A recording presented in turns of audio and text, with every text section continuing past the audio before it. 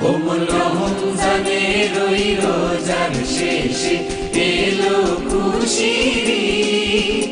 তুই আপনাকে আজ বিলিয়ে বেশ আসমানি তাকে